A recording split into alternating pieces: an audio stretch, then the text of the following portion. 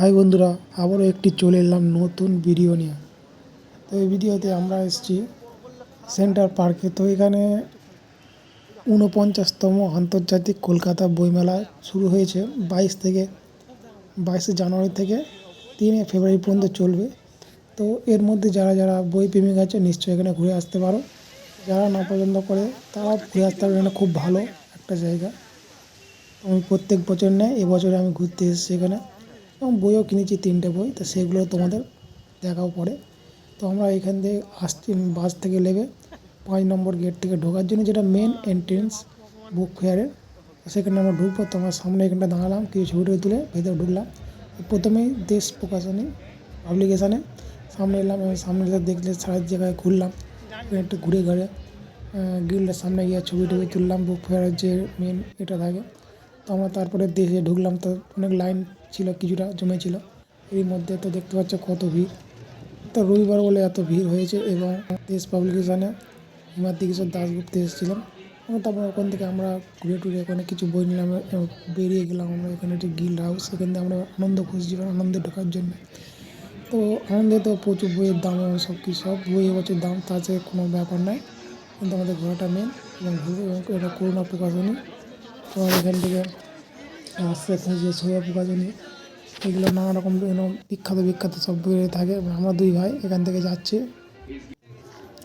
আজকালের স্টোর এটা, এখানে নানা রকম বই যেখানে পাওয়া যায়। এসব প্রত্যেক বছরই ভালো স্টোর করে। আমরা আনন্দে পৌঁছে গিয়েছি এবং সামনে প্রফেসর শঙ্কু ফেলুদা, নানা রকমের ক্যারেক্টার বিখ্যাত সব সামনে আছে। এখানে আমরা কিছুক্ষণ দাঁড়াই, এবার দেখি পত্রহরিতে যাওয়ার জন্য। তো পত্রহরিতে বহুত লম্বা মানে লাইন ছিল। আনন্দেও কিছুটা ছিল, আনন্দে একটু কম লাইন ছিল, কিন্তু দু জায়গায় আমরা লাইন দিয়ে ঢুকে পড়েছিলাম। এবং সামনেই আমরা দেখতে পাবো এখানে অভিক সরকার দাঁড়িয়ে আছে, যে ওটা থ্রিলার হরর বেশিরভাগ বই লেখেন এবং খুবই ভালো লেখে। আমি কিছু কিছু গল্প স্থানে শুনেছি এবং কিছু বই আমার কাছে আছে যা আমার খুবই ভালো লাগে। এবছর আমার কাকচক্কু বই কেনার আমার ইচ্ছা ছিল, কিন্তু মানি প্রবলেম, যেটা সবথেকে বড় প্রবলেম, সেটার জন্য কেনা হয়ে ওঠেনি। তো আমরা ওইখান থেকে দুটো জায়গাতে আমরা ঢুকলাম, ভেতরে ভিডিও করা হয়নি। তো আমরা ফেলে দিয়ে চলে এলাম 365 দিন প্রকাশনী থেকে এসে। এবং আমরা ভাবলাম যে এখানে বুক ফার্মে ঢুকবো, কিন্তু বুক ফার্মে একটুকুনি দোকান, কিন্তু প্রচুর লাইন। তার দেখে আমরা ওখান থেকে সাইডে চলে এলাম। এবং আসার পরে এখান থেকে আমরা আস্তে আস্তে এখানে যাচ্ছি। এটা কী বেশ বলে আমার মনে নেই বেশি, কলকাতা পুরসভা না কি একটু ছিল, আমার ঠিক নামটা মনে নেই। তো এখান থেকে এসে আমরা এইখানটা কন্টেস্ট হয়, যেখানটা গানটা বাজনা হয়, এখানটায় আমরা যাচ্ছি। এবং সামনে ঘুরে আমরা দেখি এখানটা হচ্ছে একজন মন মজিদে গানটা গাইছে, যেটা খুবই ভালো লাগলো। ফুল রেকর্ডটা আমার আছে, ফুল রেকর্ড করা যে গানটা। তো আমি শর্ট ভিডিও দেবো, তোমরা যদি দেখা দিচ্ছ সেটা এখানে দেখে নেবে, খুবই ভালো লাগছে। এটা খুব ভালো গান গাইছে।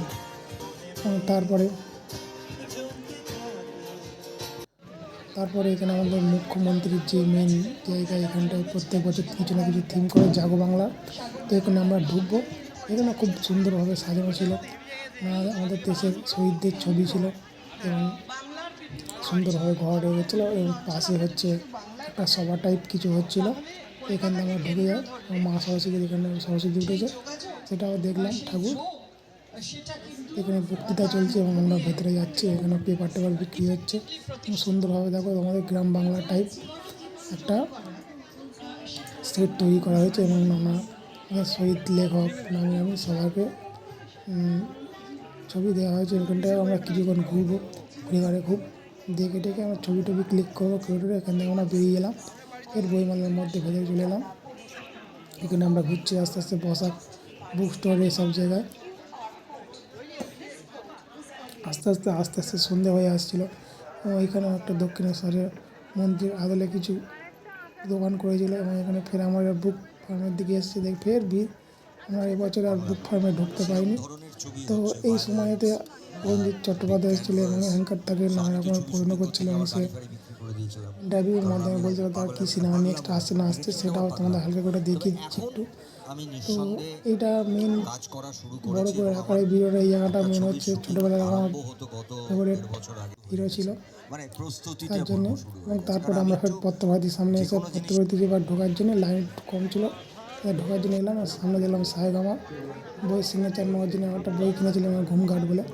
তো সেটা দেখলাম প্রচুর, সেটাও নিলাম না, কারণ আমি আগে সিগনেচার নিয়েছিলাম, তার জন্য আমার নিলাম না। এরপর আমরা ইন্ডিয়ান আর্মির এখানে এলাম, এদের নানা রকমের বন্দুক দেখলাম যেন আমরা ফ্রি ফায়ার ব্যবহার করি। তো আমরা দুজনে গিয়েছিলাম, তারা দুজনেই আমরা ফ্রি ফায়ার খেলি, এর জন্য আমার বন্ধুকে ছবি করে তুললাম। তারপরে আমরা চলে এলাম এখানে বাউল গান হচ্ছিলো, তো আমরা বাউল গান এখানে 2-3টে গান শুনে আমরা বাড়িতে ব্যাক করি। বাই।